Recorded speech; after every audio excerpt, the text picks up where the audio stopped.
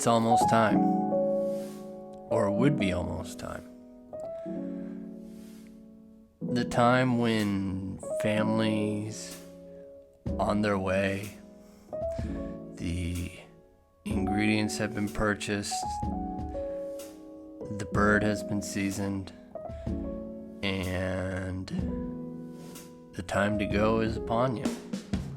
It's Thanksgiving time. Parade's almost here. The football is getting ready.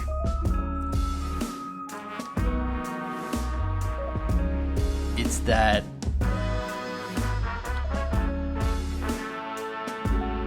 starting pistol for the Christmas season. And there would be no better time for coffee and whiskey than preparing a Thanksgiving dinner. Welcome to the Roasted and Barreled Review.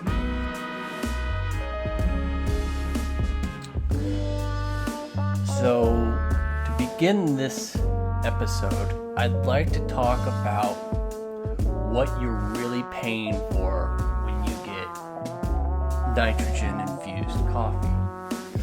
When I look at nitro cold brew, I presumed I would be getting something with like an extra kick. You don't just... Nitro is like the name of an American Gladiator, if you remember that TV show. You don't just give it that name and not have it mean something. Unfortunately, upon further research, all you're really doing to the coffee when you're having it nitrogen infused is just adding foam. Like, the stuff that you tried to avoid having in your beer at a college cake party is stuff that you may be paying extra for your coffee. The purpose of it is to add a smooth texture to the property. And that just ain't good enough for me. Like, if I'm drinking a Guinness beer, that's one thing, but this is my coffee. And that extra surcharge, while, okay, you spend extra money getting the nitrogen tanks and the gas and everything, really isn't delivering the value that I would at least see by wanting what I thought I would be getting with the nitro cold brew. It just doesn't make sense. I mean, I'm really let down. I wanted like some extra kick. Like, I really bought into that nitro name. But just to be paying for foam is a little bit ridiculous. So today I am trying West Louisville Coffee and Rabbit Hole Kentucky Straight Bourbon Whiskey, the Cave Hill line. The line from the West Lou Coffee is the Ethiopian. And I gotta say, with the West Lou Coffee, it's just like, it's a strong, dark roasted blend.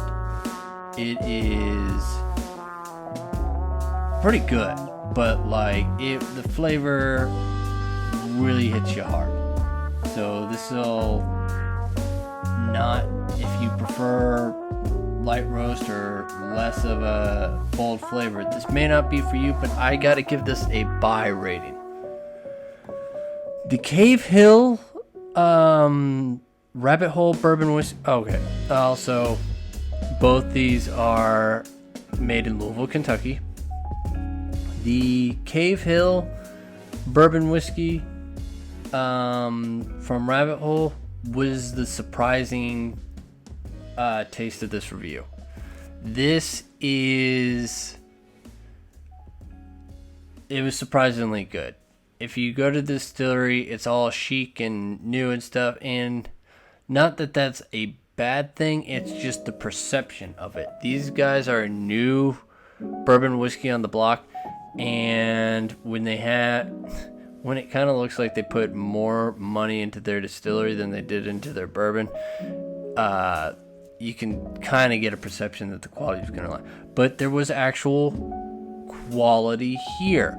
The bourbon was a little bit high priced, I think at about $60, because I mean, before you drop that kind of dough, you really want to know what you're going to get. This one definitely came through. It's just still a little high in the price range, but I would give it a buy rating.